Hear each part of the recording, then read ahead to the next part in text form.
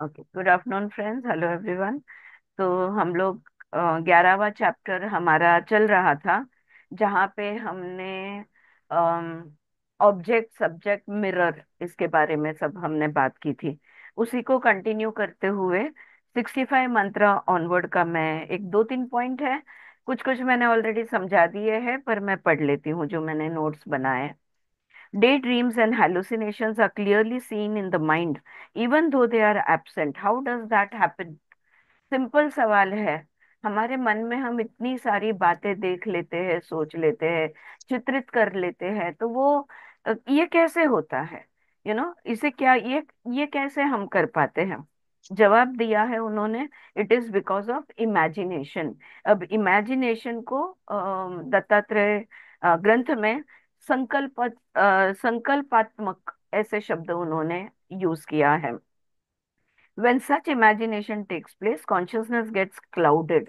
लेकिन जब भी इमेजिनेशन चलता है, जब भी चित्रीकरण चल रहा है, जब भी दिमाग में ये सब हम बातें बनाते हैं, तभी हमारा जो आत्मा है, हमारी जो हमारा कॉन्शियसनेस है, उस वो और जैसे कि बादल छा जाते हैं उसके ऊपर। तो उसका जो प्रकाश है, ये प्रकाश और भी डीम हो जाता है। When such imagination takes place, consciousness gets clouded. Absence of imagination, consciousness, chitta is pure and बेदाग, spotless। हाँ, अगर मन को शांत किया जाए, अगर वृत्तियां रोक दी जाए, अगर चित्रीकरण रुका जाए, अगर इमेजिनेशन, ये जो संकल्पनाएं हैं, इन सब बातों को, मन को इन शॉर्ट अगर हम शांत कर देते हैं, तो आत्म स्वरूप जो है, आत्मा जो है, उसका प्रकाश जो है, ये चित्त जिसे हम कहते हैं या कॉन्शियसनेस कहते हैं, ये शुद्ध है और बेदाग है। तो वो उसका उसका जो प्रकाश है, ये झलकेगा और हमें दिखेगा। So the world and we in it is nothing but an image drawn on the screen of consciousness. तो जो भी हमारा जो चित्त है, हमारा जो कॉन्शियसनेस है, ठीक है, हमारा वो जो जानता है कि मैं हूँ, वो जो कॉन्शियसनेस है, वो जो चित्त है, उस पर हम हमारी कल्पना शक्ति से, हमारी विचार शक्ति से, हमारी स्मृतियों की शक्ति से, ऐसे अनेक मन की शक्तियां हैं, इस मन की शक्तियों से हम चित्र बनाते हैं। हाँ, Suchitra, your all time favourite statement, तूच तुझा आयुष्याचा चित्रकार, right? So we create our own reality through our imagination. Yes Mamta. इसको ही विल बताया मैडम। हाँ, विल बताया है। Yes, hmm. दूसरे किताब में विल बताया है। हाँ, लेकिन विल बोला तो सिर्फ विल पावर नहीं है ये, it is the power to create it in our mind.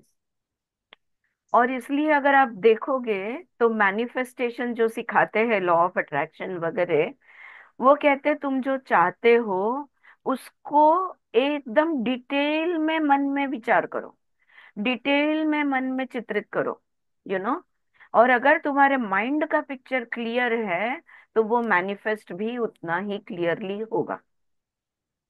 That is harnessing the power of the universe, aligning our consciousness to the consciousness of universe, so that whatever we want, the universe will say tathastu। तो ये, लेकिन अब हम उल्टा चल रहे हैं। हाँ, हमारा सब मैनिफेस्टेशन की ताकतें हमें पता है। अब हमें कहाँ जाना है? आत्मा के पास जाना है। हमें आत्म स्वरूप में आना है, आत्मा का साक्षात्कार हमें चाहिए, हमें मुक्ति चाहिए। तो आत्मा को कौन सी चीजें ढकती है, ये समझना है। तो हमारी विल कहो, इमेजिनेशन कहो, संकल्पनात्मक कहो, भावना भी शब्द यूज किया है मंत्र में उन्होंने। उस भाव के वजह से आत्मा का जो प्रकाश है, ये कम हो जाता है, डिम हो जाता है। हाँ, तो जितना मन को हम खाली करेंगे, जितना वृत्तियों को हम रुकेंगे, मनातीत, मन के अतीत हम चले जाएंगे, तो हमारी आत्मा का प्रकाश हम देख पाएंगे। और यही बात है कि ये दुनिया जो भी है, हमारी जीवन के लोग, हमारे सारे अनुभव, हम रहते हैं वो वातावरण, हमारा एनवायरनमेंट, हमारी सिचुएशंस, हमारे circumstances, everything is a creation of our mind on the canvas of the consciousness. हमारे चित्त पर बनाए हुए ये चित्र है। किसने बनाए? हमारे मन ने ही बनाए। ठीक है। तो this is what they are saying here. So Rama, तो परशुरामा को प्यार से रामा कहते हैं। So Rama, consider the objects thought reflected in your own self because of will और इमेजिनेशन इज माया। और इसलिए उसे माया कहा गया है। यही चीजें हैं जो माया है, क्योंकि ये इल्यूजन तैयार करते, डेल्यूजन तैयार करते, हैलुसिनेशंस भी तैयार करते हैं। हम्म? ये एक पॉइंट था। अब दूसरा पॉइंट जो है, चित्त इज कांस्टेंट एंड कंटिन्यूस। पहली बात हमने समझना है, चित्त जो है ये स्थिर है, अटूट है, कंटिन्यूस है। चित्त हमारा consciousness is continuous, it never breaks off. Alright. The world shines, that is, it is experienced commonly for all because of God's will and imagination. But human conceptions are not common for all because they are transitory, changing and impermanent.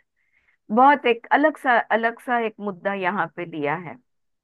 भगवान ने जो भी will किया, भगवान ने, ब्रह्म कहो, ब्रह्मा जी कहो, भगवान कहो, प्योर कॉन्शियसनेस कहो, पर ब्रह्म परमात्मा कहो, इन्होंने जो इमेजिनेशन किया, इन्होंने जो विल किया, इन्होंने जो संकल्पना की, वो सब के लिए एक जैसी है।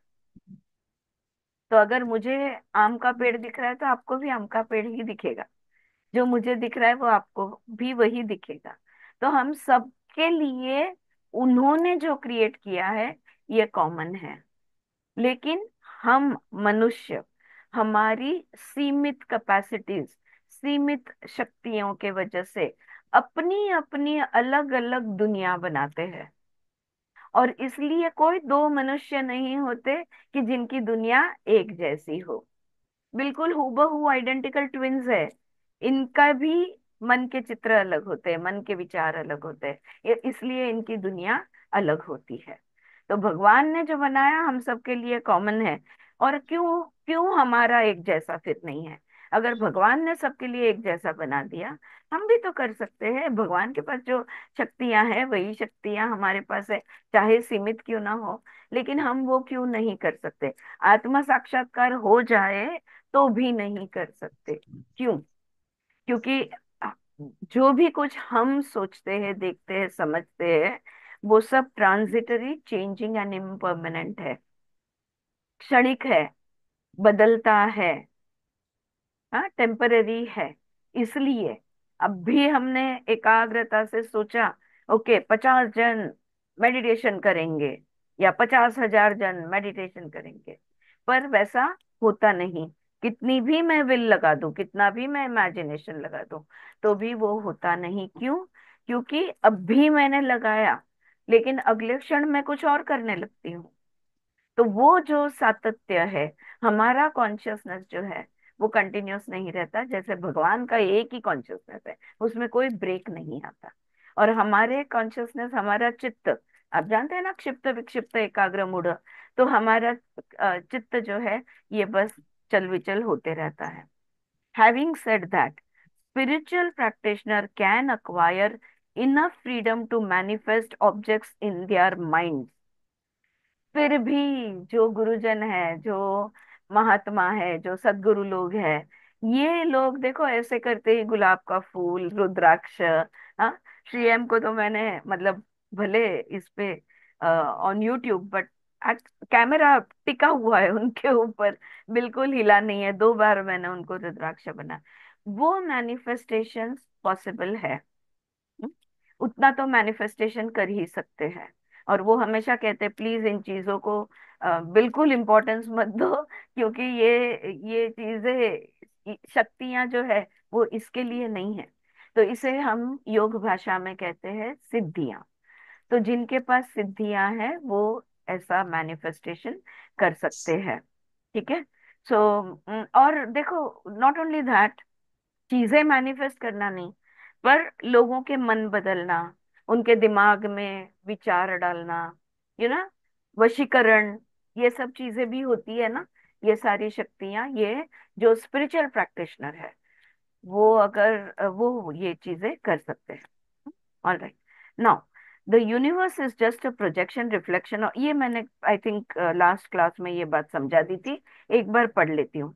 The universe is just a projection reflection of the pure consciousness. The reflection can not exist in the absence of mirror. ये मैंने आपको समझाया था। Mirror is the projector. A mirror is unchanging while the reflected image is changeable. The mirror is fixed, that is consciousness is fixed. So now we have pure consciousness through our, मतलब पर ब्रह्म, through our atma, which is the mirror, reflecting the world, which is the universe, which is the maya. Right, ये मैंने last time समझाया था, तो इसके detail में अभी मैं नहीं जाऊंगी। जस्ट वन सेकंड, अमेय, हो गया। ऑलराइट। जरा एसी लाओ तो का। हाँ, थैंक यू। हाँ, तो या, सो since the universe is only a projection from and in the mirror of consciousness, its unreal nature can only be known through investigation or inquiry. तो अभी आईने के अंदर रिफ्लेक्शन जो दिख रहा है, ये माया है। हम हमारी कॉन्शियसनेस के माध्यम से माया देख रहे हैं। हम देखना चाहते हैं परब्रह्म परमात्मा को, लेकिन दिख रहा है माया। हम अनचेंजिंग है, हमारा कॉन्शियसनेस वहां पर स्थिर है, हम एक साधन है। लेकिन जो प्रोजेक्शन है, वो प्रोजेक्शन एग्जैक्टली हम नहीं देख पा रहे, क्योंकि हमारे कॉन्शियसनेस पे, हमारे चित्त पे, हमारे आईने पे विचारों की, भावनाओं की धूल चढ़ी हुई है। राइट। तो इसलिए हम देख नहीं पा रहे। तो अगर हम देखना चाहते हैं, तो माध्यम क्या है? शुरुआत हमेशा इंक्वायरी से होगी। क्या पूछोगे आप? कौन सा सवाल हम पूछेंगे? स्मिता जी के वर्कशॉप का रिपीट कीजिए मैम। टाइटल है। जी चारू जी, एक बार रिपीट कीजिए फिर। नहीं समझा, क्या बोले आप? आई, आईना हमारा रिपीट कीजिए, प्रतिबिंब का। Repeat repeat. रिपीट करूं? हाँ, बस वही कह रही थी, परब्रह्म जो है, देखो यहाँ पे चारू जी, ये परब्रह्म है। ये हम है, आत्मा। हम आईना है। आईना में ये परब्रह्म का स्वरूप ही दिखना चाहिए, लेकिन हमें तो दुनिया दिखती है, यूनिवर्स दिखती है। ये निर्गुण है, यहाँ पे सगुण दिखता है। ये जो सगुण जो हमें दिख रहा है, वो बदलता है, क्षणिक है, इसलिए हम इसे माया कहते हैं। ये जी इसका एग्जैक्ट रिफ्लेक्शन नहीं है। अब हम इस परब्रह्म परमात्मा के रिफ्लेक्शन को देखना चाहते हैं, जी। तो खुद को हमको समझना होगा। ये जो आईना है, इस पर जो धूल चढ़ी है, उसे हटाना होगा। राइट। तो ये जो मिरर है, ये जो हम है, ये जो हमारी कॉन्शियसनेस आत्मा है, इस पर, इसको अगर हमें साफ करना है, तो ये शुरुआत होगी हमारी सवाल पूछने से, बाय मेकिंग इंक्वायरीज। और कौन सा सवाल हम पूछेंगे? लाइक आई सेड, स्मिता जी के वर्कशॉप का ये हुआ करता था, अभी लेती है या नहीं पता नहीं। The only question that we will ask is who am I. मैं कौन हूँ? बस इस सवाल से हमारी शुरुआत होती है। मैं कौन हूँ?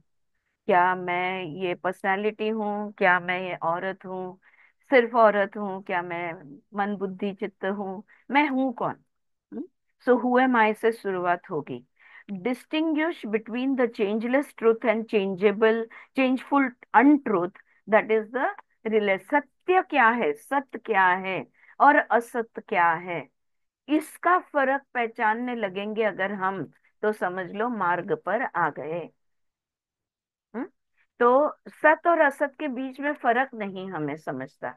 क्यों? क्योंकि हमारी इमेजिनेशन, विल, संकल्पनाएं बीच में आड़ आती है, और वो पीला चश्मा पहनोगे तो पीला ही दिखेगा, वो बात बन जाती है।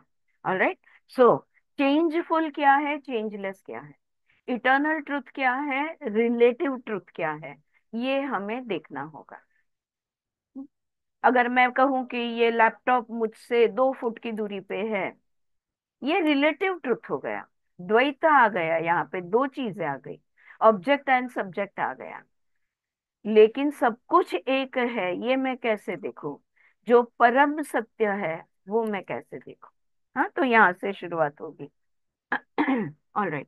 Now, you can, I'm going to read the end of it, page number 97 and 98. थोड़ा सा एक 4-5 मंत्र है, उनको मैं पढ़ लूंगी, 79 से स्टार्ट करूंगी। The world cannot stand investigation because of its changing unreal nature. अब क्यों? देखो, दो तरह से हम सवाल पूछ सकते हैं।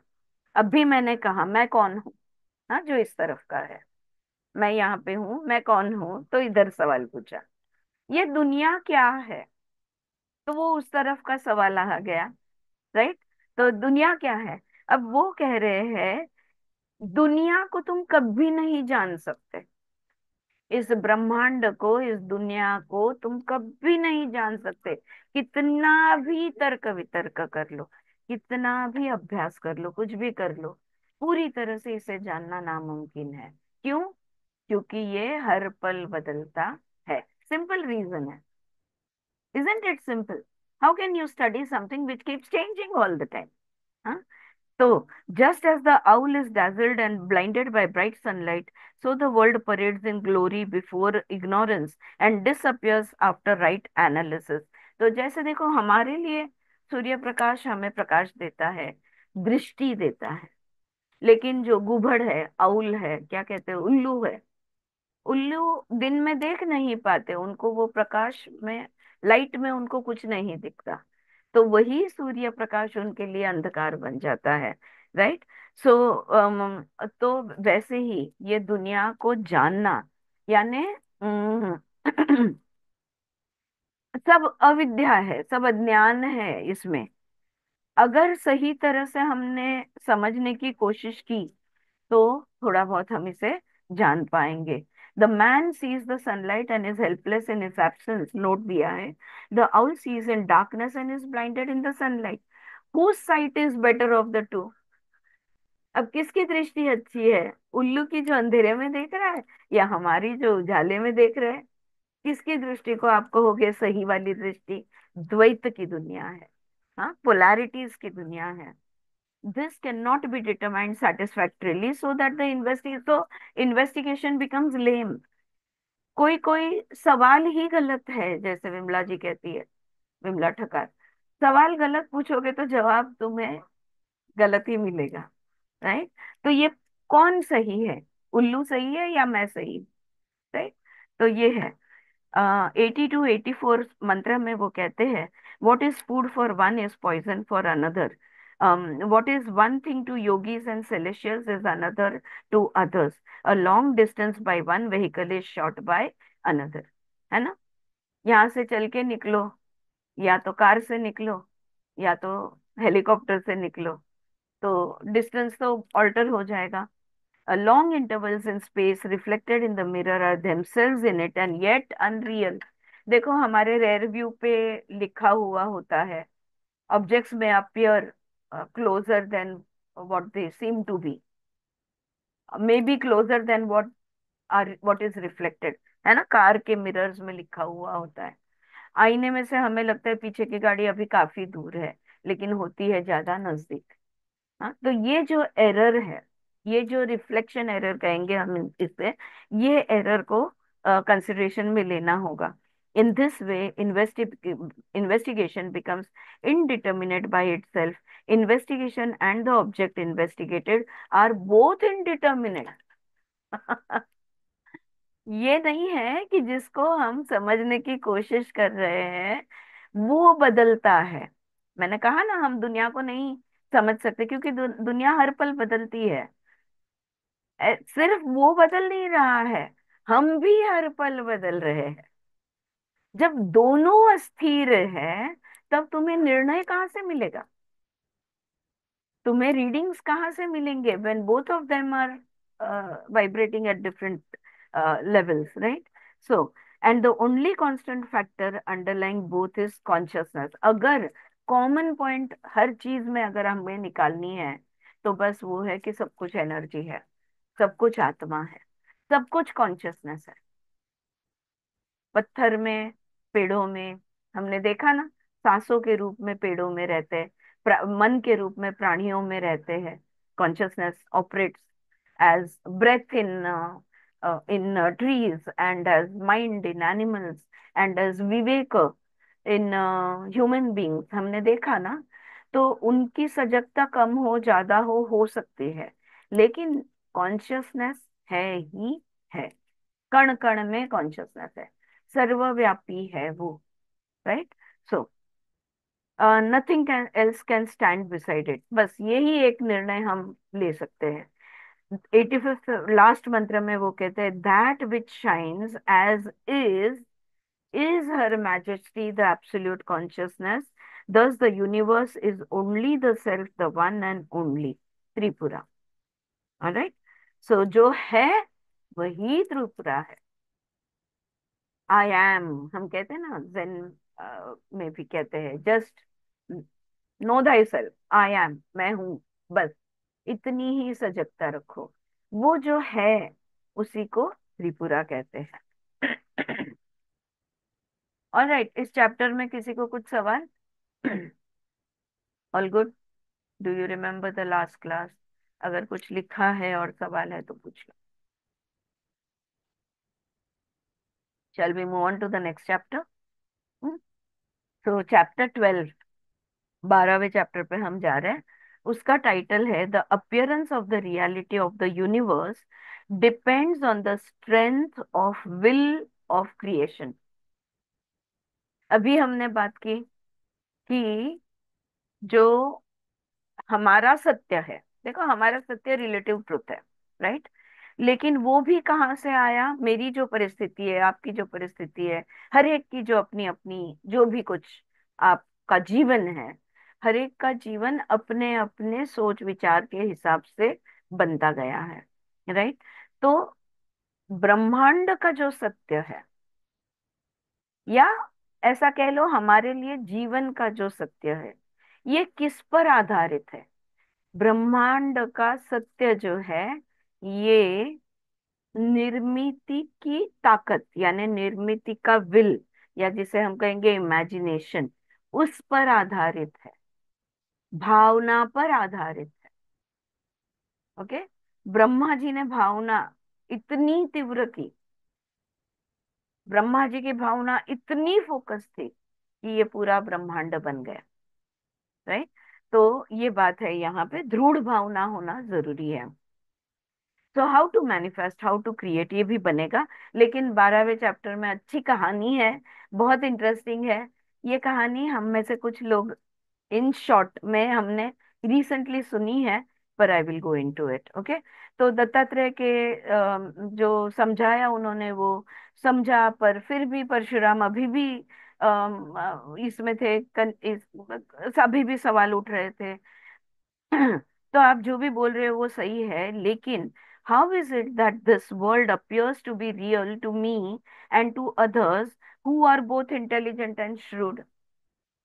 आप कहते हो रिलेटिव ट्रूथ है, ये अब दूसरे किताब की भाषा है, इस ग्रंथ की भाषा नहीं, लेकिन हम सब उस भाषा को पहचानते हैं, इसलिए मैं यूज कर रही हूँ।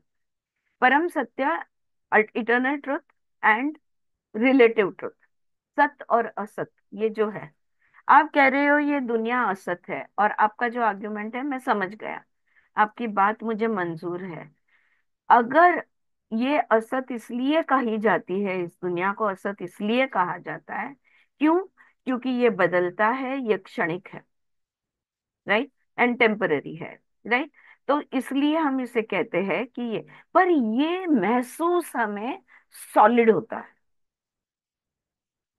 ये हमें रियल लगता है।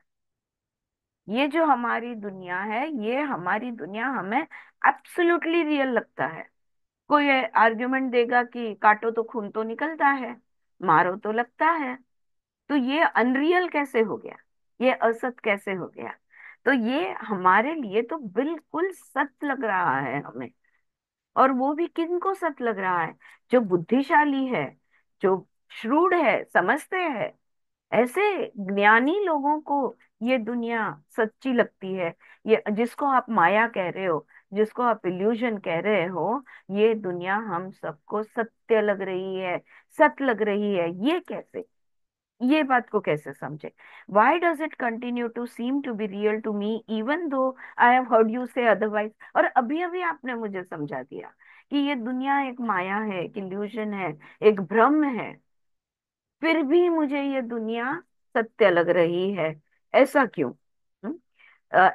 ऐसे जब सवाल पूछा, तो please prove to me its unreality and remove my present illusion. Thus requested, Dattatreya, the great sage, began to explain the cause of the illusion which makes one believe the world to be real. अब दत्तात्रेय कहे कि ये दुनिया का कारण मैं आपको समझा देता हूँ। हाँ, इसका कारण जब आप समझ जाओगे, तो आपको ये जो आपका भ्रम है, ये जो माया में जो रियल लग रहा है आपको, ये आपका भ्रम हट जाएगा। कहते हैं, पहली बात समझो Rama, this illusion is very old, being no other than the deep rooted ignorance which mistakes one thing for another। सबसे पहले ये दुनिया बहुत पुरानी है। मेरे शब्द में अगर मैं आपको समझाऊं, हमने हजारों जन्म लिए हैं। हमने इस दुनिया का अनुभव बार बार अलग अलग रूप में लिया है। हर बार हमसे कहा गया यही सत्य है। परसों बेला ने फोन किया था, मुझे पूछ रही थी कि बस इसी उसी का जवाब अभी इधर ही आएगा कि जन्म हुआ मेरा तब से मुझे बोला गया है तू बेला है, तू बेला है, तू बेला है, तू बेला है। तो मेरा बेला होना सत्य हो गया, राइट? तो पहला कारण यहाँ पे दत्तात्रेय जी बता रहे हैं, बार बार बार बार इसे जय कृष्णमूर्ति का अभी अभी मैंने बहुत अच्छी लिंक सुन रही थी मैं उनकी। वी आर कंडीशनड, वो फॉरेनर से बात कर रहे थे, और उनका ओपनिंग स्टेटमेंट ही ये था, you are condition to think that you are an English man.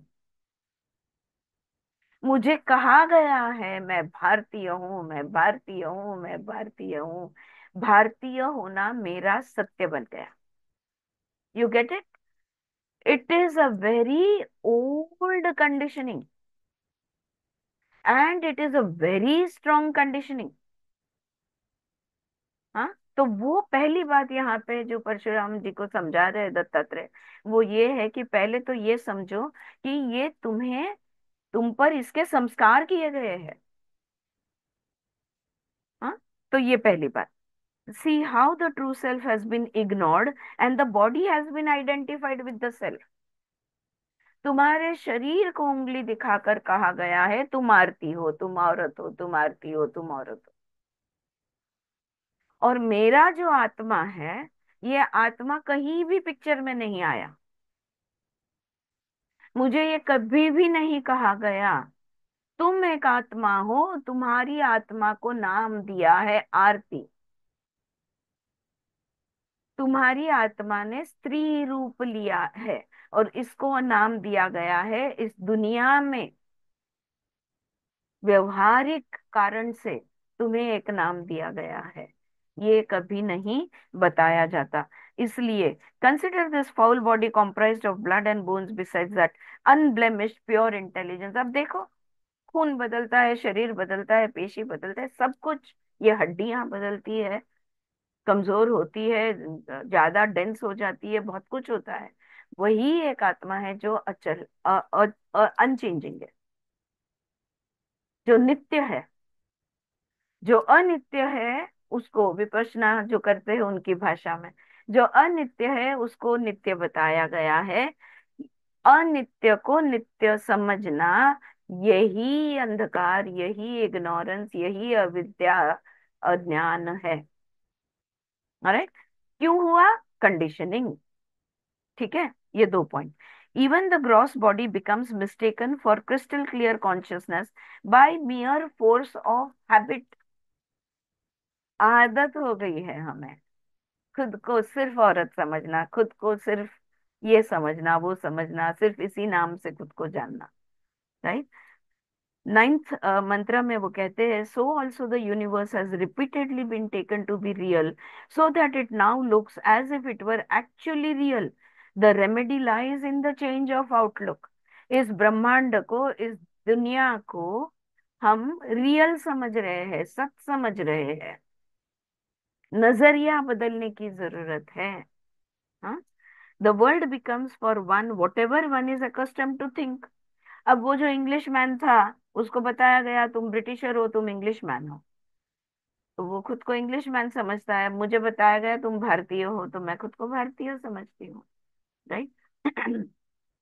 This is born out of the realization of yogis and the objects of their long contemplation। और ये कैसे समझा कि कंडीशनिंग हुआ है, संस्कार बन गए हैं, ये कैसे समझा? ये इसलिए, ये हमें हमारे ऋषि मुनियों ने समझाया, जो चित्त को एकाग्र कर सकते थे, जो योगी थे, उन्होंने हमें ये समझाया कि देखो, आदत से मजबूर तुम खुद को ये समझ रहे हो, ये तुम्हारी कंडीशनिंग है, ये तुम पर संस्कार किए गए हैं। अगर उन संस्कार को हटा दे, अगर तुम्हारे बिलीफ सिस्टम को क्लियर कर दे, अगर तुम्हारे सबकॉन्शियस को क्लीन कर दे, तो हम खुद को, तो हम इस असत से हट जाएंगे, तो हम सत्य जान जाएंगे। I will shall illustrate this point by an ancient and wonderful incident। बहुत पुराने काल में ना एक घटना हुई थी। उस घटना से मैं तुम्हें इस बात को समझाता हूँ। ओके, तो अब कहानी की शुरुआत होती है। एक शहर था, अम, धार्मिक शहर था, सुंदरा। ओके। और सुंदरा कहाँ था? तो वंगा नाम के प्रदेश में, वंगा नामक प्रदेश में सुंदरा नामक एक छोटा सा शहर था। यहाँ पर एक राजा थे, उनका नाम था सुसेना। ओके, सुसेना। सुसेना बहुत ही क्लेवर थे, बहुत ही विवेकी थे, ज्ञानी थे ये राजा। उनका छोटा भाई था महासेना, और महासेना अपने बड़े भाई को बहुत मानता था। लॉयल एंड ड्यूटीफुल सब्जेक्ट था वो। ठीक है। वो अपना, ये जो राजा थे, वो अपना ये राज्य को इतनी अच्छी तरह से चलाते थे कि उनके सारे जो उनके सारे जो क्या प्रजा जो थी, ये प्रजा उन पर बहुत प्यार करती थी, उनको बहुत चाहती थी। तो एक बार राजा ने तय किया कि मैं अश्वमेध यज्ञ करूंगा। आप जानते हो ना, अश्वमेध यज्ञ, जहाँ पर घोड़ा जो है, राजा का घोड़ा जो है, वो निकलता है, और उसको वो जहां जाना चाहता है उसे जाने दिया जाता है। घोड़े के साथ सेना भी चलती है, और जो भी राजा उस घोड़ा का विरोध करेगा, उसको लड़ना पड़ता है। तो फिर जो सेना साथ गई हुई है, वो जिसने विरोध किया है उसके साथ लड़ते हैं, और उनको हराते हैं या जीतते हैं, जो भी कुछ होता है। Alright. So that battles are fought until the horse is successfully brought back and the sacrifice performed। और जब तक उस घोड़ा पूरा दुनिया का घूम के वापस नहीं आ जाता, और फिर यज्ञ किया जाता है। ऑलराइट। तो तभी तक ये चलता है। या स्मिता, स्मिता सिलाई को नहीं जाता। ऑलराइट। सो ऐसे ये अश्वमेध का घोड़ा छोड़ा गया। अब जो उनके जनरल्स कहते हैं ना, हम सोल्जर्स, जो शूरवीर थे, जो योद्धा थे, उनके राज्य के बड़े बड़े योद्धा, वो सब उस घोड़े के पीछे पीछे निकल पड़े। हम्म? और जहां जहां गए, वहां वहां पे उन्होंने मतलब विक्ट्री हासिल की, जीतते हुए गए वो। और इस तरह से घूमते घूमते इरावदी नामक नदी के किनारे वो पहुंच गए। अब यहाँ पे इतना, इतने सारे इतना सारा लैंड, इतने सारी बाकी की राज्य पर अपना राज है। राजाओं के राजा, राजाधिराज बनेंगे हमारे राजा। इसकी खुशी खुशी में उस इरावदी के किनारे एक सन्यासी, उनका नाम था, ऋषि थे, उनका नाम था ऋषि गण। ओके। ऋषि गण समाधि में बैठे हुए हैं, उनको उन्होंने ध्यान ही नहीं दिया, और उन्होंने बस अपनी खुशी मनाते हुए अपना जो भी कुछ है, कैंप लगाना है, एंजॉय करना है, उनका ये चलता रहा। अब गण तो समाधि में थे, वो बिल्कुल, ही वॉज इन डीप समाधि। उनका जो बेटा था वो वहां पे था। उसको ये देखकर बहुत गुस्सा आया कि पिताजी को प्रणाम किए बगैर, नमस्कार किए बगैर, बिल्कुल उनको नजरअंदाज करते हुए इनका अपना खेल मजा चल रहा है। तो उसने क्या किया, उसने उस घोड़े को पकड़ा। ऋषि गण के पुत्र ने उस घोड़े को पकड़ा। तंगणा. सॉरी। तंगणा आहे ते, तंगणा. ऐरावती रिव्हरचं नाव ऐरावती आहे आणि त्या सेज साधूचं नाव तंगण आहे. TANGANA. संगणा दिलंय का? हा, तंगणा दिले. बिकॉज आणि इथे इथे clearly SAG says and GANA गण दिलेलं आहे. हा, आणि सूत्रामध्ये पण मंत्रामध्ये, तंगणाख्य. हा, मंत्रामध्ये तंगणा आहे का? हा. हाँ देन हो दैट हो. इज, हाँ then that is the hmm. Right one. All right. Hmm. ठीक है, तंगणा। All right. तो ये जो ऋषि के पुत्र थे उसने क्या किया, उस घोड़े को पकड़ लिया। अब जब उन्होंने उस घोड़े, they surrounded him on all sides but together with the horse he entered the hill गंड। आता गंडच आहे ना ते, बिफोर देयर आईज। तो क्या किया कि घोड़े को पकड़ लिया, तो सारे जो फौज थी वो उनके उनको घेरने लगी। अब घेरने लगते ही वहां पे पर्वत था। ओके सुचित्रा, वहां पे जो पर्वत था, ये जो ऋषि पुत्र था उस घोड़े को लेकर वो उस पर्वत के अंदर घुस गया। कैसे घुसा? वो हैरी पॉटर ने क्या प्लेटफॉर्म पे दीवार को के अंदर घुस जाता है, बस वैसे ये पर्वत के अंदर चला गया।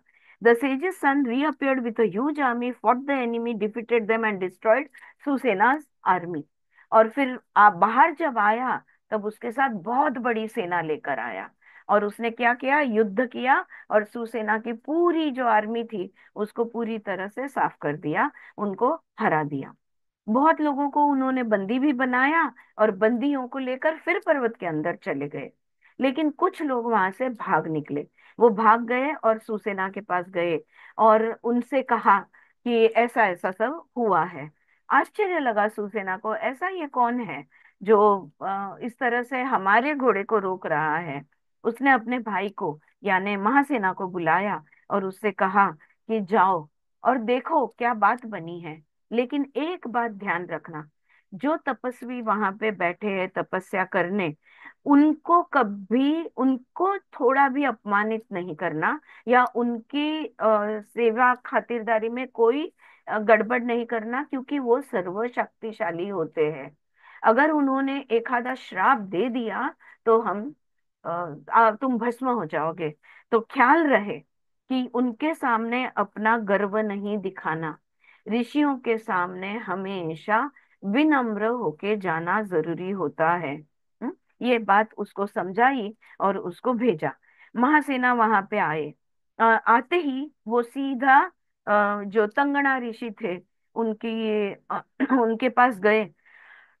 तंगड़ा ऋषि जो थे वो शीला की तरह स्थिर बैठे हुए थे। उनके जो सेंसेस, माइंड एंड इंटेलेक्ट, यानी मन, बुद्धि और इंद्रिय, ये बिल्कुल उन्होंने, जैसे एक कछुआ अपने पैरों को अंदर ले लेता है, वैसे पूरी कंट्रोल में लेकर वो डीप समाधि में बैठे हुए थे। उसने प्रणाम किया उसको, मतलब साष्टांग नमस्कार किया उसको, और उसकी स्थिति वो वहां पे बैठे बैठे गाने लगा उस ऋषि की स्तुति। उसकी स्तुति सुनकर जो ऋषि पुत्र था वो वहां पे आया, और उसने जब देखा कि ये बड़ी विनम्रता से साष्टांग नमस्कार करके और ये स्तुति गा रहे हैं, तो वो बहुत खुश हुआ कि मेरे पिता को आपने सम्मान दिया, बताओ मैं तुम्हारे लिए क्या कर सकता हूँ, उसने पूछा। ओके, मैं ये तंगना ऋषि का पुत्र हूँ। तो मेरे पिता जो है वो बात नहीं कर सकते, वो केवल निर्विकल्प समाधि में है, और 12 वर्ष के बाद ही वो अब जागेंगे। उसमें से 5 साल हो चुके हैं, 7 साल बाकी है। इतनी ये उन्होंने महासेना से ये बात की। तो आप उनसे क्या चाहते हो, मुझे बताओ। मैं आपको जो आपकी मनोकामना है मैं पूरी कर देता हूँ। और मुझे ये नहीं समझना कि मैं कुछ कम शक्तिशाली हूँ। मैंने भी उतनी ही तपस्या की हुई है और मैं भी एक योगी हूँ। तो योगियों के लिए सब कुछ संभव है। मांगो जो मांगना चाहते हो। ये सुनते ही महासेना ने उसको भी प्रणाम किया, उसको भी साष्टांग नमस्कार किया और कहा कि बस मैं तुम्हारे पिताजी से कुछ बात करना चाहता हूँ। तो क्या तुम इसे समाधि से जगा सकते हो? मैं इनसे बात करना चाहता हूँ, मैं इनसे कुछ पूछना चाहता हूँ। ओके। तो ऋषिपुत्र कहते हैं, राजा राजन ये तो बहुत मुश्किल है, क्योंकि King, your request is hard to grant. Having promised fulfillment of your desire, I cannot now go back on my word. I must now ask you to wait an hour and a half and watch my yogic power. तो वो कहा, अब मैंने तो आपको शब्द दे दिया है कि आप जो पूछोगे मैं आपकी भी कामना पूरी करूंगा। और आप चाहते हो कि मेरे पिता से बात करना, मुझे 1.5 घंटा दे दो। उस 1.5 घंटे में ऋषि पुत्र खुद तपस्या में गए, सूक्ष्म विद्यालय। शरीर में गए। जी चारू जी नमस्ते। हाँ। Thank you, thank you. Alright. खुद तपस्या में गए और सूक्ष्म शरीर से वो अपने पिता के मन को उन्होंने टटोला। सूक्ष्म शरीर रूप में वो अपने पिता तक पहुंचे। ये बंद कैसे पिता करें? के मन में, इधर से बंद नहीं। पिता के मन में उन्होंने आ, वृत्तियां जगा दी। पिता के चित्त में उन्होंने कंपन जगा दिए। तो ये उन्होंने किया। So entered the body and agitating it reentered his body. और उनको जगाकर फिर सूक्ष्म शरीर अपने स्थूल शरीर में वो वापस आ गए। Immediately the sage came to his senses and found Mahasena in front of him, prostrating and praising him. He thought for a moment, taking in the whole situation with his extraordinary power. अब ये जो तनगणा ऋषि थे, ये जागृत होते ही, okay, जगते ही वो उनकी शक्ति तो प्रचंड थी। अपनी अंतर शक्ति से उन्होंने जान लिया जो हुआ। कहानी पूरी बताने की जरूरत नहीं थी। और सामने उनके महासेना जो थे, ये उनकी स्तुति गाते हुए बैठे थे, उनकी स्तुति करते हुए बैठे थे। वो समझ गए क्या बात हुई है। Perfectly peaceful and cheerful in mind, he beckoned to his son and said to him. तो बिल्कुल स्थिर, शांत और आनंदी अवस्था में उन्होंने अपने बेटे को बुलाया और उन प्यार से, लेकिन उससे डांटा, दोबारा ये कभी नहीं करना। दोबारा इस तरह से आपके सूक्ष्म शरीर के से मेरी तपस्या भंग नहीं करना।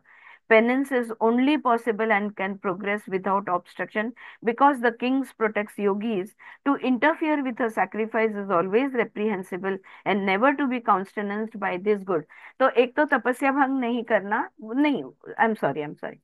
उन्होंने ये कहा कि दोबारा किसी भी राजा के अश्व को कभी नहीं रोकना। अगर हम तपस्वी तपस्या कर सकते हैं, हमें वो एकांत, हमें जो भी तपस्या करने के लिए जो भी वातावरण चाहिए, जो भी सहायता चाहिए, ये राजा लोग ही हमें देते हैं। इनकी कृपा है कि हम सन्यासी बन सकते हैं। तो कभी भी किसी भी राजा के अश्व को इस तरह से कभी नहीं कभी नहीं मतलब रोकना। अब अच्छे बच्चे की तरह इनका घोड़ा ले आओ, इनका अश्व ले आओ और इनको लौटा दो। ओके। ताकि इनका, क्योंकि है ना, अश्वमेध यज्ञ यज्ञ का शुभ समय होता है। अगर वो समय पे लौटा नहीं तो फिर यज्ञ नहीं हो पाता। तो वो कहते हैं इनका घोड़ा लौटा दो ताकि ये अपने यज्ञ के लिए जा सके। तो क्या किया ऋषिपुत्र? डायरेक्टली फिर से हैरी पॉटर उस पर्वत के अंदर चले गए और उस अश्व को लेकर फिर से बाहर आ गए। अब महासेना सेना ये सब देख रहे थे। तो महासेना ने सेना से कहा, अपनी सेना से कहा, ये लो अश्व, और आप जाओ, राज्य चले जाओ वापस, हमारे देश चले जाओ वापस, और वहां पे यज्ञ होने दो। लेकिन खुद रुक गए पीछे, और रुक के बड़े विनम्रता से उन्होंने ऋषि से कहा, ये मैंने क्या देखा, ये आपने कैसे किया, आप इस पर्वत के अंदर किस तरह से गए, tell me how the horse and the princess were concealed in the hill, I was formerly an emperor, no, yeah, so ये तुमने कैसे किया, ये आप मुझे जरा बताइए। तो वो जो ऋषिपुत्र था, वो कहते थे, ऋषिपुत्र बोल रहे हैं या तंगना ऋषि बात कर रहे हैं, just I am just directly translating, right, जो भी है। तो ऋषि कहते हैं कि पहले मैं खुद एक राजा था, और एक द्वीप, मतलब चारों तरफ से पानी होता है ना, बहुत बड़ा मेरा राज्य था, और एक द्वीप पर था मेरा राज्य। और वहां पे after a long while the grace of God descended on me, and I grew disgusted with the world as being but trash in the light of consciousness within. I abdicated the kingdom in favor of my sons and retired into the forest. My wife, being dutiful, accompanied me here. तो ऋषि ही कह रहे हैं, तंग नहीं बोल रहे, हाँ तंग। हाँ। तंगना ही बोल रहे हैं। वो कहते हैं कि मैं भी एक राजा था, लेकिन मुझे एक दिन आत्म साक्षात्कार हुआ, और मुझे मेरे ध्यान में आ गया कि ये दुनिया पूरी भ्रम है, और इस माया में मैं उलझना नहीं चाहता था। इसलिए अपने राज्य को अपने बेटों के हवाले कर कर मैं इस वन में निकल आया। अब मेरी पत्नी जो थी वो बड़ी पतिव्रता थी, वो भी मेरे साथ यहाँ पर चली आई, और यहाँ पर मैंने काफी सालों से मैं यहाँ पर तपस्या कर रहा हूँ। और मेरी पत्नी जब स्वर्ग सिधार गए, तो तभी, और नहीं, पहले पहले हमें एक बेटा हुआ यहाँ पर, when I was in samadhi, and this son was born to her when I was in samadhi। तो वो प्रेग्नेंट थी, ओके, पहले से। और जब मैं तो समाधि में था, तो उसको पुत्र हुआ। जब उसे पुत्र हुआ, तब उसने मुझे जगाया, अपनी समाधि से बाहर निकाला, और मेरे हाथ में ये बच्चा देकर वो गुजर गई। Right, this boy was brought up by me with love and care. इस बच्चे का पालन पोषण सब कुछ मैंने किया है। When he grew up he heard that I had once been a king, he wish to be one also and besought me to grant his prayer. और जब वो बड़ा हो गया, तब उन्होंने अपनी इच्छा व्यक्त की, बेटे ने, कि मैं भी राजा बनना चाहता हूँ, मुझे भी एक राज्य चाहिए। उन्होंने मुझसे ये वरदान मांगा। I initiated him into yoga, which he practiced with such success that he was able to, by the force of his will, to create a world of his own in this hill, which he is now ruling. Are you with me guys? मैं clear हूँ आपको जो बता रही हूँ? हाँ। तो तंगना ऋषि कह रहे हैं कि जब मेरा बेटा बड़ा हो गया, वो चाहता था कि मैं वो उसको खुद का अपना एक राज्य चाहिए था। तो मैंने उसको योग सिखाया, और अपनी योगिक शक्तियों से उसने इस पर्वत के अंदर अपना राज्य बनाया हुआ है, और उस राज्य का, पर्वत के अंदर के राज्य का, वह राजा है। तो आपका जो अश्व था, और बाकी जो भी साथ में थे लोग, उनको उसने अपने राज्य में रखा हुआ था। I have now told you the secret of that hill. After hearing it, Mahasena asked again, I have with great interest heard your wonderful account of this hill. I want to see it. Can you grant me the prayer? Okay. तो महासेना बोले, ये कैसे हो सकता है, मैं भी तुम्हारा राज्य देखना चाहता हूँ, क्या तुम अपना राज्य मुझे दिखाओगे? इस पर्वत के अंदर जाकर मैं राज्य देखना चाहता हूँ। तो तंगना ऋषि ने अपने बेटे से आज्ञा की कि बच्चे ले जाओ इसे, इसने कुछ विनती की है, ये कुछ जानना चाहता है, इनको, इनका समाधान कर दो। और फिर वो समाधि में चले गए। अब बेटा राजा को लेकर गया। हाँ, the sages, 70th mantra, the sages son entered the hill without trouble and disappeared, but Mahasena was not able to enter. Okay. अब वो जो ऋषि पुत्र था वो तो चला गया अंदर, लेकिन महासेना बाहर ही रुक गए। मतलब वो कैसे जाएंगे, उसको तो वो दीवार है, वो जो जड़ है वो अंदर जा नहीं सकते। You remember hypnotizing Maria? हाँ, the story that we had read, right? All right, तो वो नहीं जा सकते, तो वो अटक गए। He too called out to the king from the interior, तो और वो आवाज देने लगे महासेना ऋषिपुत्र को, कहाँ चले गए? अरे मैं नहीं, मैं यहीं पे रह गया। अंदर से ऋषिपुत्र भी उसे आवाज दे दे रहे हैं, अरे आ जाओ आ जाओ। वो बोल रहा है मैं आ नहीं पा रहा हूँ। तो उन्होंने कहा अच्छा ठीक है, रुको मैं आता हूँ। वो बाहर आए और उन्होंने राजा से कहा, O king, this hill can not be penetrated with the slender yogic powers that you possess. You will find it too dense. Nevertheless, you must be taken into it as my father ordered. Okay? तो वो कहा कि नहीं, देखो आप में वो शक्तियां है नहीं, योगिक शक्तियां, वो सिद्धियां जिससे आप इस पर्वत के अंदर जा सको। तो अब पर पिताजी ने तो आज्ञा की है, तो आज्ञा का तो पालन करना ही पड़ेगा। एक काम करते हैं, इन झाड़ियों के बीच में आपके शरीर को हम बिठा देते हैं, और आपके मनोमय कोश में से जाकर सूक्ष्म शरीर के माध्यम से मैं आपको इस पर्वत के अंदर ले जाता हूँ। आई बात ध्यान में? हाँ, जैसे अ, आदि शंकराचार्य जी ने किया था, शरीर को बाहर छोड़ दिया और खुद कहीं और चले गए। नाउ, तो the king could not do it and asked, पर मैं तो ये नहीं कर सकता, मुझे नहीं आता ये करना। एस्ट्रल ट्रैवल भी आप इसे कह सकते हो, या तो मुझे ये नहीं करना आता। Tell me saint, how am I to throw off this body? If I do it forcibly I shall die. मैं इस शरीर को कैसे छोड़ूं? अगर मैंने जबरदस्ती इस शरीर को छोड़ा तो मैं मर जाऊंगा। The saint smiled at him and said, you do not seem to know yoga. Well, close your eyes.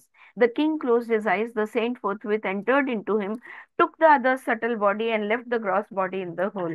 तो आंखें बंद कर ली, जैसे पिताजी के शरीर में जाके उनके मन को टटोल दिया था, वैसे ऋषिपुत्र राजा के महासेना के शरीर को झाड़ियों के बीच बिठा देते, उसके शरीर में अपनी शक्तियों से प्रवेश करते हैं, और राजा के महासेना के सूक्ष्म शरीर को लेकर वो पर्वत के अंदर चले जाते हैं। Okay. Then by his yogic power, the saint entered the hill with his subtle body, snatched from the other, which was filled with the desire of seeing the empire within the bars of the hill. Once inside, he roused up the sleeping individual to dream. The latter was now found himself held by the saint in the wide expanse of ether. All right. तो वहां पर अंदर ले जाकर स्वप्न में जग गए वो। कौन स्वप्न देखता है? जागृत अवस्था, स्वप्न अवस्था, सुषुप्ति अवस्था, त्रिपुरा कहीं भी नहीं छूटने वाला, राइट? तो स्वप्न में लेकर उसे जगा दिया, तो उसके सूक्ष्म शरीर मनोमय कोश से उनको उठाया, पर्वत के अंदर ले गए, और वहां पे स्वप्न में उनको जगा दिया। और वहां पे क्या देखा महासेना ने? महागगन शब्द मंत्र में दिया है। महागगन, wide expanse of space, ether, आकाश में वो थे, अवकाश में वो थे। Okay. He was alarmed by looking in all directions and requested the saint, do not forsake me lest I should perish in this illimitable space. The saint laughed at his terror and said, I shall never forsake you. Be assured of it. Now look around at everything and have no fear. इतना, इतनी जगह थी, इतना expense था। वो गगन जो थे, वो महागगन इतना बड़ा था कि ये महासेना डर गए, और हर दिशा में इधर उधर देखने लगे। और उन्होंने ऋषिपुत्र से कहा, प्लीज मुझे आप छोड़कर कहीं नहीं जाना, इस अनंत में तो मैं कहीं खो जाऊंगा। तो ऋषिपुत्र हंसने लगे, मैं आपको कभी नहीं छोड़कर जाऊंगा, बेझिझक, बिना डरे, आप जो देखना चाहते हो इस अवकाश में देख लो। The king look took courage and looked all around. क्या देखा वहां पे राजा ने? तो धीर लेते हुए राजा यहीं यहाँ वहां देखने लगा। ऊपर आकाश था, and enveloped in the darkness of night and shining with stars। रात्रि थी, और रात्रि में आकाश में तारे चमक रहे थे। He ascended there and look down below, तो वो ऊपर चले गए। देखो सपने में हम कहीं भी कैसे भी जा सकते हैं, राइट। सूक्ष्म शरीर कहीं से भी कहीं भी कुछ भी कर सकता है, उसको स्थूल शरीर की लिमिटेशंस नहीं है। तो वो अवकाश में चले गए और तारों से नीचे देखने लगे। तो दे नीचे देखने लगे। He came to the region of the moon and was benumbed with cold. और फिर घूमते घूमते वो चंद्रलोक पहुंच गए। और चंद्रलोक में इतनी ठंड थी कि उनको सहन नहीं हो रहा था। और फिर वहां से वो, protected by the saint, he went up to the sun and was scorched by its rain. ऋषिपुत्र साथ में ही थे उनके, उनका आधार लेते हुए फिर वो सूर्य के पास गए। और सूर्य से उनको गर्मी या धक लगने लगी। Again tended by the saint, he was refreshed and saw the whole region a counterpart of the heaven। और फिर वहां से ऋषिपुत्र ने उनको सूर्य से भी बचाते हुए उनको ले गए स्वर्ग लोक में। और पूरा स्वर्गलोक जैसी जगह पे, ऐसा हम बोल सकते हैं, like heaven. He went up to the summits of the Himalayas with the saint and was shown the whole region and also the earth. अब वो ऋषिपुत्र के साथ हिमालय की चोटी पर चले गए और वहां से पूरा पृथ्वी दर्शन उनको उन्होंने किया। Again endowed with powerful eyesight, he was able to see far off lands and discovered other worlds besides this one। और ये जो दुनिया थी, उनको दिव्य दृष्टि फिर प्राप्त हुई। और दिव्य दृष्टि के माध्यम से उन्होंने बहुत सारे ब्रह्मांड देखे, बड़ी बड़ी दुनिया देखी, बड़े बड़े भूलोक देखे उन्होंने। The earth was gold in some and there was darkness prevailing in some. कोई कोई लोग थे पूरे अंधकार से भरे हुए थे, और कोई कोई लोग थे वो सोने जैसे चमक रहे थे। There were oceans and island continents traversed by rivers and mountains. There were the heavens peopled by Indra and the gods, the asuras, human beings, the rakshasas and other races of celestials। फिर उन्होंने स्वर्ग लोक देखा, इंद्र थे, दूसरे देवलोक थे, असुर लोक देखा, मनुष्य लोक देखा, राक्षस लोक देखा। और ऐसे बहुत सारी दूसरे द्वीप थे, समुंदर थे, जहां पर बड़े बड़े पर्वत थे, बड़ी बड़ी नदियां बह रही थी। ऐसे बहुत सारे लोक का भ्रमंती उन्होंने किया। He also found that the saint had divided himself as Brahma in Satyalok, as Vishnu in Vaikuntha, and as Shiva in Kailasha, while all the time he remained his original self, the king ruling in the present world। किसका ये राज्य वो देख रहे थे? ऋषिपुत्र का। ऋषिपुत्र कौन थे? इस राज्य के राजा थे। और उन्होंने देखा कि ये ऋषिपुत्र, ये जो राजा है, वही ब्रह्मा है, वही विष्णु है, वही शिव है। और फिर भी ब्रह्मा विष्णु महेश होते हुए भी वह खुद भी एक एक राजा भी है। The king was struck with wonder on seeing the yogic power of the saint। तो इस ऋषिपुत्र की शक्तियों को देखकर वो बड़े अचंभित हो गए। The sages son said to him, this sight seeing has lasted only a single day according to the standards prevailing him. सब भ्रमंती करके हो गई, हर जगह देख लिया, अनेक ब्रह्मांड देख लिए, पूरा राज्य देख लिया। आखिर में ऋषिपुत्र उसे कहते हैं, ध्यान से सुनो ऋषिपुत्र क्या बोले। आज आपने पूरा दिन यहाँ पे साइट सीइंग किया, भ्रमंती आपने पूरे दिन की है। यहाँ का एक दिन is 12,000 years have passed by in the world you are used to। यहाँ का एक दिन आपके राज्य का 12,000 वर्ष बीत चुके हैं। तो एक दिन यहाँ का जो था वो पृथ्वी तत्व पे, जहाँ महासेना उसके भाई, वो जो दुनिया है, उस दुनिया में 12,000 साल गुजर चुके हैं। Okay, so let us return to my father. अब मेरे पिता के पास हम लौट जाते हैं। Saying so he help the other to come out of the hill into this outer world. और वहां से, उस पर्वत से, उस दुनिया से उसे बाहर निकाल कर ले आए। तो यहाँ पे 12वां चैप्टर खत्म होता है। साइट सीइंग इन द तंगंडा का, इधर गंडा लिखा है, तंगणा। ओके, तंगणा गंडा हिल, सॉरी, तंगणा ऋषि का गंडा हिल, वो जो पर्वत था, गंड पर्वत। इसकी कहानी यहाँ पर खत्म हुई, 12वां चैप्टर यहाँ पर खत्म हुआ। कैसी लगी कहानी? Ma'am, we had read this story na in which yes, book? Yes, and that is why I said ना कि Kundalini. Did we read in Kundalini? I think so, I think in one of Om Swami's book. Yeah, yeah. Yeah. But over there, he hadn't mentioned this thing about 12,000 years of. Yeah, it was there. It was there, was it? Ah, Okay. All right. अब क्या होगा, सोचो। 13 chapter, अरे 12 chapter यहाँ पे खत्म हुआ। मैं 13 चैप्टर थोड़ा इंट्रोड्यूस कर देना चाहती हूँ, और मतलब इस कहानी को थोड़ा सा बता देना चाहती हूँ, उतना बता के फिर हम रुकेंगे। ऑलराइट। तो ये जो 13 चैप्टर है, उसका हेडिंग दिया है, how wakefulness and dreams are similar in nature and objects are only mental images. जागृत अवस्था, स्वप्न अवस्था, दोनों एक ही अवस्था होते हैं।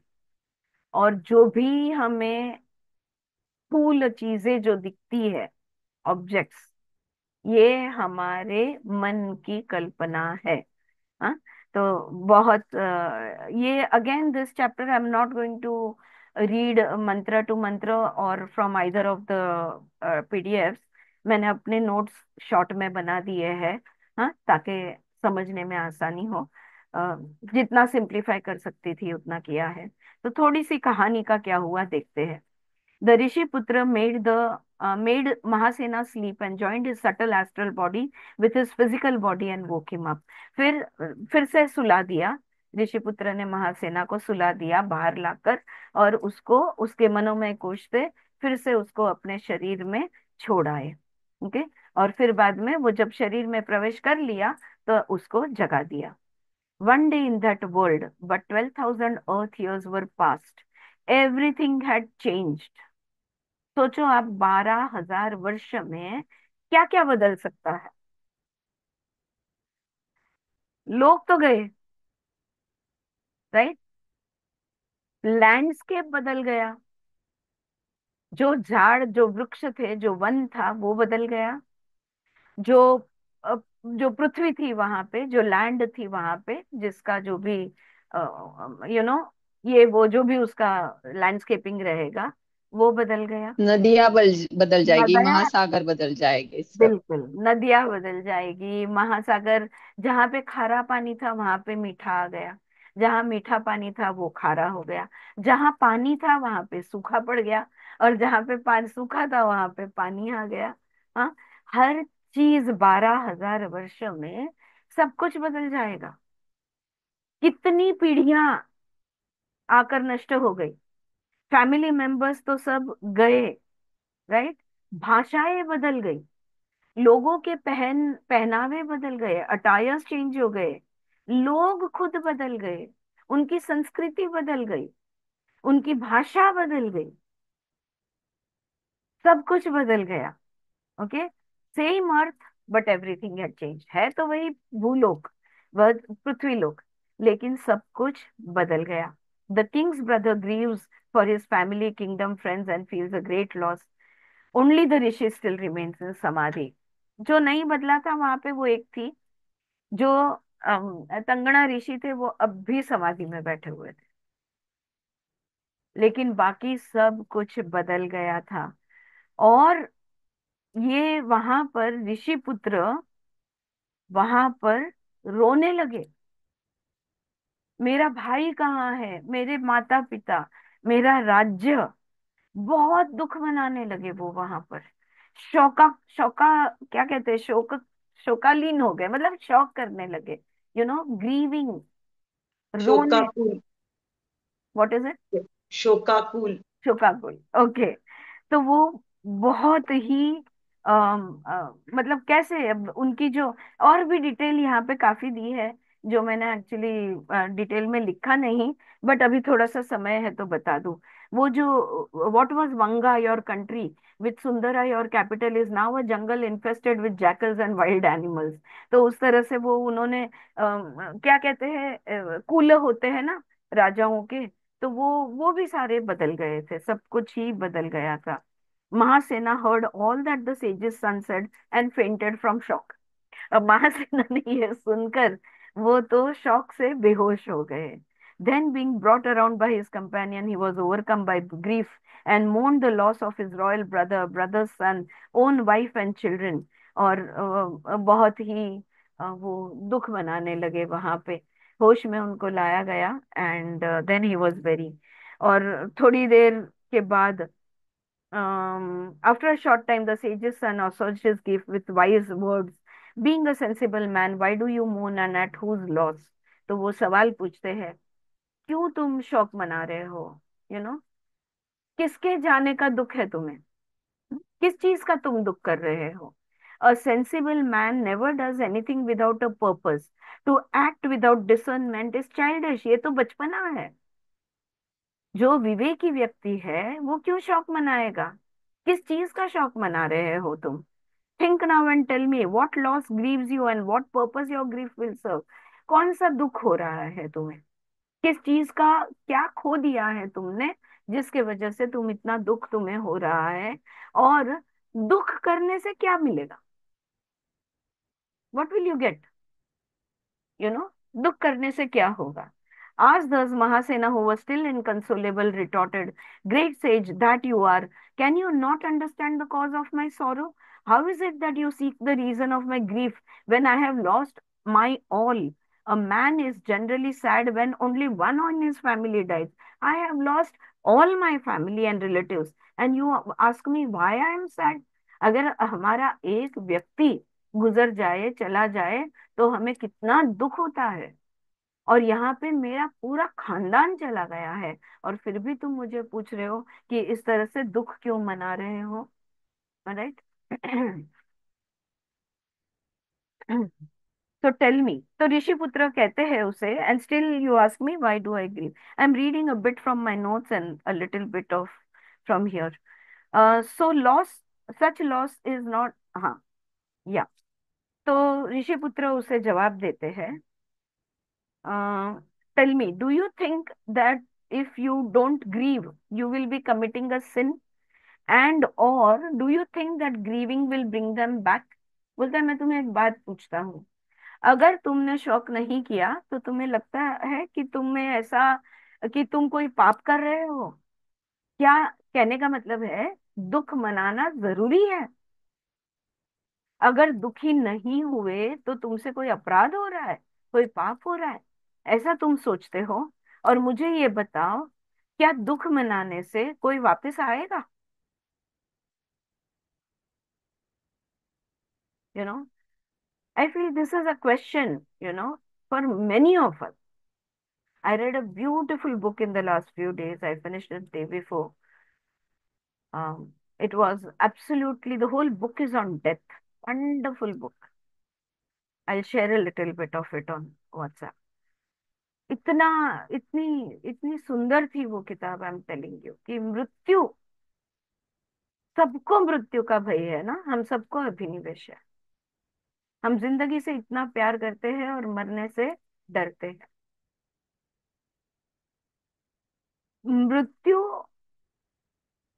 का, अगर हमारा कोई चला जाता है तो हमें इतना दुख होता है, वी आर इनकंसोलेबल। लेकिन दो सवाल उठते हैं जो यहाँ पे ऋषिपुत्र पूछ रहे हैं। अगर, क्या दुख मनाना कंपलसरी है, जरूरी है? अगर हम हंसते हुए याद निकाले उनकी तो क्या नहीं चलेगा?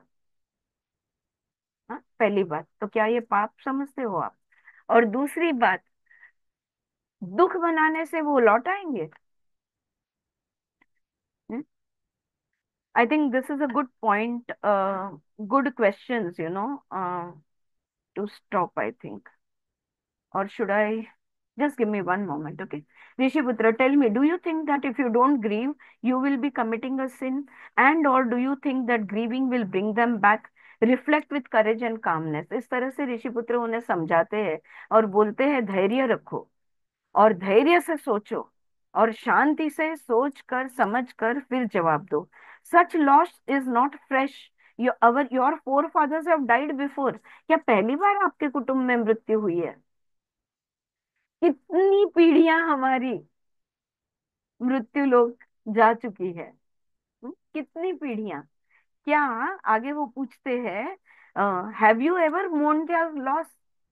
हमारे जीवन में हमारे शरीर के साथ जो दूसरा शरीर है उसके जाने का हम दुख मनाते हैं, लेकिन उस शरीर को पैदा करने वाले जो गए और उनको पैदा करने वाले जो गए, हमारे सारे पूर्वज जो है, क्या इनका दुख हम मनाते हैं? इनका शौक हम मनाते हैं? राइट? क्या उनको याद करके अरे मेरे परदादा के परदादा की आज मुझे याद आ गई, मुझे बहुत दुख हुआ, मैं बहुत रोई, ऐसा होता है? हाँ। हाँ।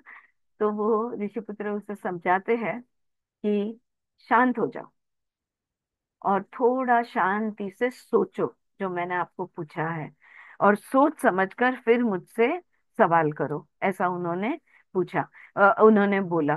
सो such loss is not fresh, your forefathers have died before, have you ever mourned their loss, you lose your body excretions every day। आगे वो कहते हैं देखो, हमारे शरीर के हिस्से रोज मरते हैं।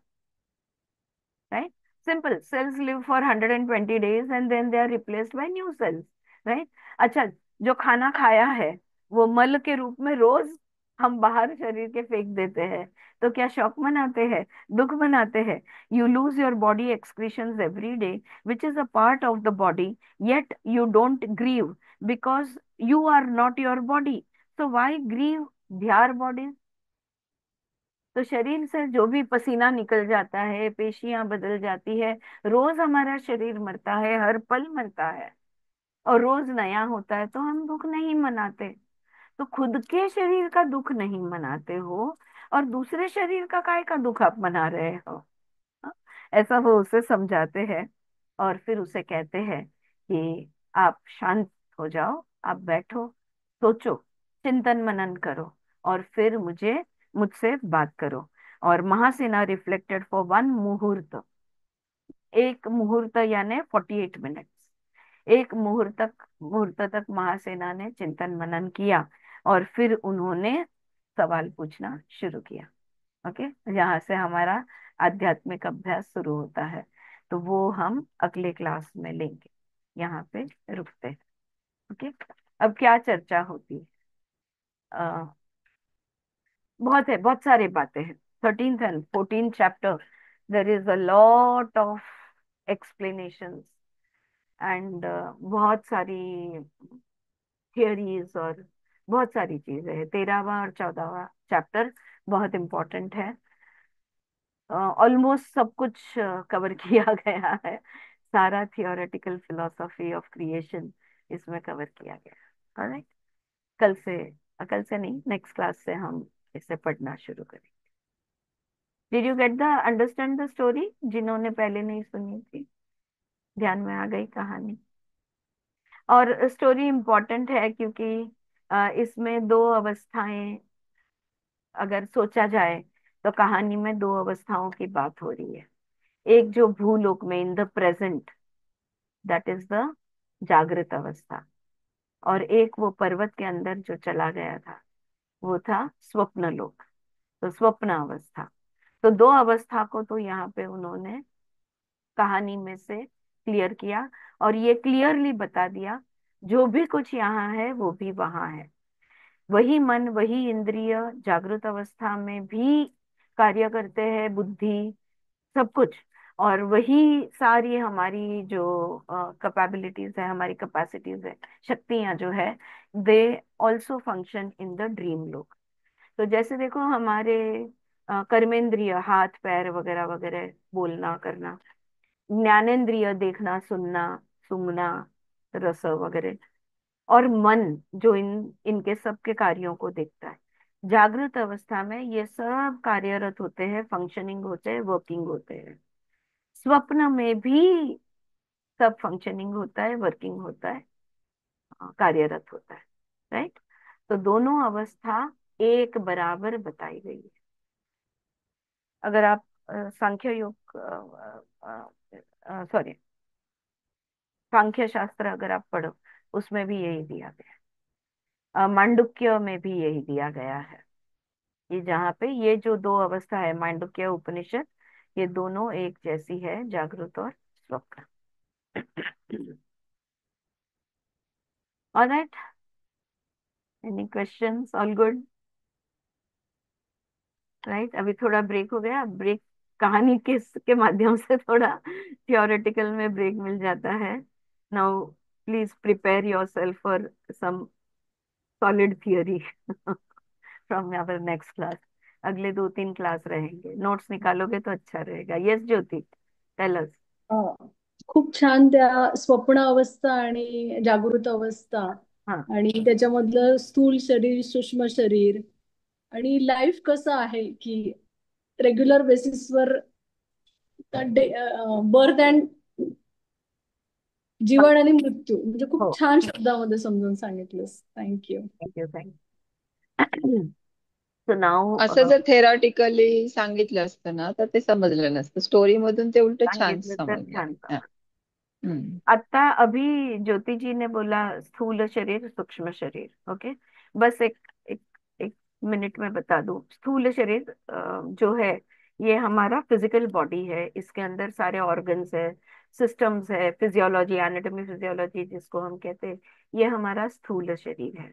और सूक्ष्म शरीर में आते हैं हमारे मन और हमारी मन की क्रियाएं और मन की शक्तियां, जैसे स्मरण शक्ति, ये वो जो सारी मन जो है, ये हमारा बन जाता है सूक्ष्म शरीर। अब सांसें लेते हैं, ये स्थूल शरीर का हिस्सा बनता है।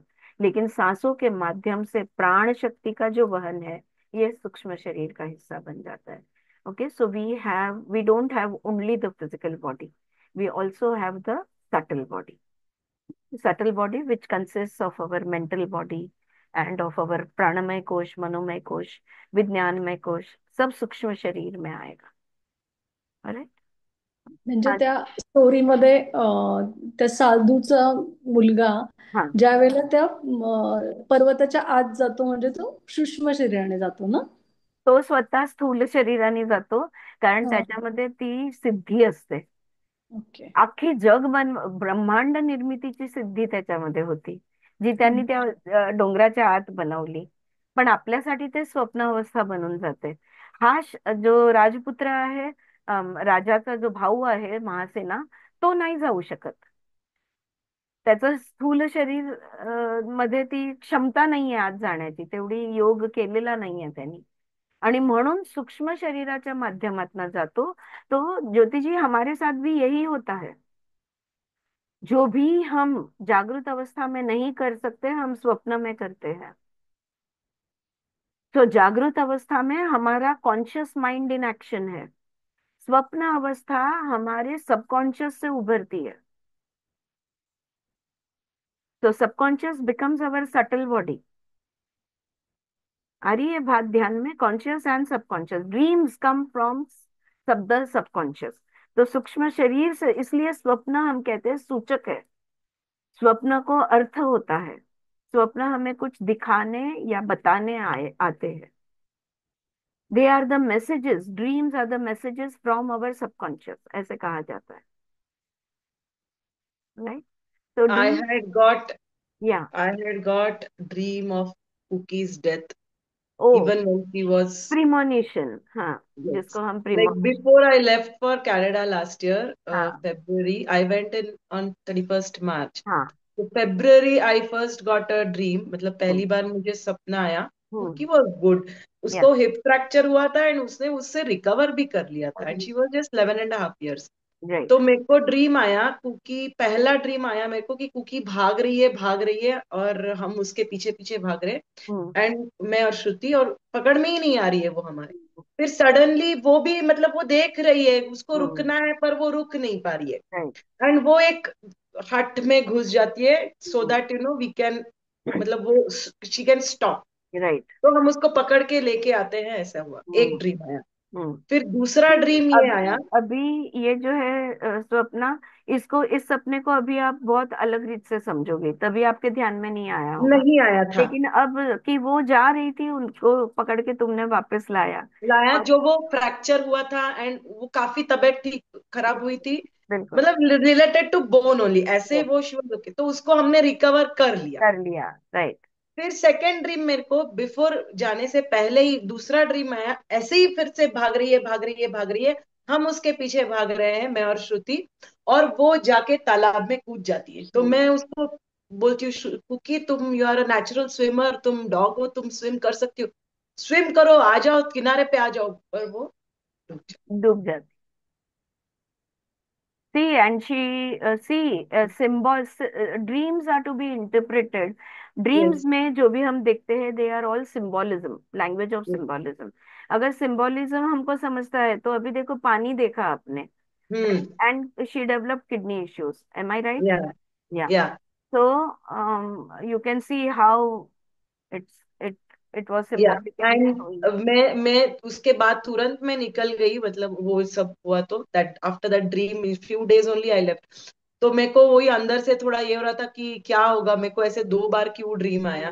तो Oh, जब मैं वहां से निकलने के एक हफ्ता पहले ही, मतलब मेरे को उन्होंने बताया नहीं, 4-5 दिन पहले ही she oh, started deteriorating, yes, and then we know later on. yeah, so when I came back she couldn't even recognise me, correct, she was correct, पूरा। बिल्कुल। So our subconscious knows what is going to happen, right? So if only we pay attention to our dreams, we can interpret dreams. Yeah. But dream interpretation भी इतना नहीं है अभी देखो। अब भी सोच के ये सपने को मतलब लग रहा है, लेकिन हम्म। तभी ये ध्यान में नहीं आता कि एग्जैक्टली क्या हो रहा है। हम्म। राइट। या। माझ्या हस्बंडला हाँ। एक 4-5 महिने आधी ना त्यांना नेहमी असं स्वप्न पडायचं की एक स्नेक त्यांना चावतोय आणि तो पळून गेला, म्हणजे स्नेक चावला आणि निघून गेला. आणि एकदा रात्री ते म्हटले की मी अहमदाबादहून बसमध्ये येतोय आणि माझ्या सीटवर कोणीतरी माझं तोंड दाबतंय समोर. ओ। तर असं स्वप्न पडून आणि ते 2-3 वेळा जागे व्हायचे, असे 4-5 वेळा, आणि घाबरायचे, असे ओरडायचे मोठ्याने. आणि काय नाही, त्याच्या 2-3 महिन्यानंतर मी विचारायला लावलं होतं कोणाला तरी, नंदीला. तर त्यांनी सांगितलं काय नाही म्हणे, डोक्यामध्ये टेन्शन असेल म्हणून झालं असेल असं काहीतरी. पण नंतर कॅन्सर डिटेक्ट झाला त्यांना, खरंच म्हणजे विदिन 4 मंथ्स मध्ये. सो खरंच काहीतरी स्वप्न कनेक्टेड असतं आहेत म्हणजे. आहेत आहेत dreams. But again there can be no generalise interpretation of dream. Hmm. कारण हर एक के सपने में लाइफ सिचुएशंस उनके सबकॉन्शियस माइंड इमोशनल हर एक का अलग है। अलग है, तो उसके हिसाब से इंटरप्रेट करना पड़ता है। बट फिर भी एक अंदाज मिलता है कि मतलब क्या है। लाइक सपने में हम स्नेक्स देखे, सपने में हम ट्रेन्स देखे, एग्जाम्स हमारी, ये तो कितनी कॉमन है ना, ये एग्जाम है। तो पर it all means you have to relate it to whatever is happening in your life in the present, then hmm. Only you can get a connectivity.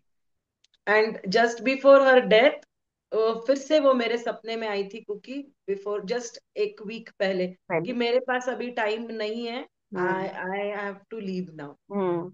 अभी ये भी जैसे ज्योति जी ने अभी बताया, अगर आप किसी को बोलते तो बोलते अरे तेरे को उसका टेंशन है ना, इसलिए तेरे को ऐसा हो रहा है, ऐसा सपना आ रहा है। But no, dreams are not something to be swept aside और इग्नोर्ड। दे आर पर इम्पोर्टेंट। कुछ अनटूवर्ड होने वाला होता है ना, मेरे को आता है ड्रीम हाँ, में। प्रिमोनिशन इफ आई कहते can just share one more incidence. हैं। If your I told you about my friend's daughter, जो हमने रेकी लिया, बीजल मैम से रेकी हाँ ले रहे हाँ उसको हाँ हाँ हाँ हाँ 2-3 साल पहले। हाँ I saw, like I don't want to take the, like मतलब वो वर्ड्स भी मेरे को नहीं बोलना है, हाँ। पर मैंने उसका देखा कि हर एंड, आई सॉ हर तो एंड, या। But she was hello, like 2-3 साल पहले की बात है। नाउ वो सब आया है, ट्यूमर लंग्स में डेवलप हुआ है, तो वो चल रहा है investigation, but as of now it looks benign, yeah. And it but still it's not completely ruled right. Out yet. Yeah. But I saw her, yeah. क्या कनेक्शन है, उसका So ड्रीम मुझे again, क्यों है। again, again, you will have to get it decoded. All right? Hmm. Because seeing a friend or a friend's daughter has different meanings for us in our lives. It's not hmm. about them. It's about hmm. what is happening. We are our own friends. we are in our lives, there has to be something in your life which hmm. which is related to their situation. That Correct. situation is has to be something similar to what is To do going on with in my your life. life. हम्म. वो connectivity find करना होगा. Find करना है. Contact Swati Pandit. Yes. PO Yeah, box in Swati between I Pandit. spoke to her. Ma'am, yeah, I spoke All to her. right. Yes. Yeah. Okay, friends. Thank you so much. किसी को और Yes, कुछ कहना thank है? you. Mamata, Suchitra, Shanti, all good? Yeah. All good. All right. I'll see you in the next class. Yeah. Yes, And thank you, ma'am. see you soon. चलो. Thank Bye you. bye. Bye. Bye.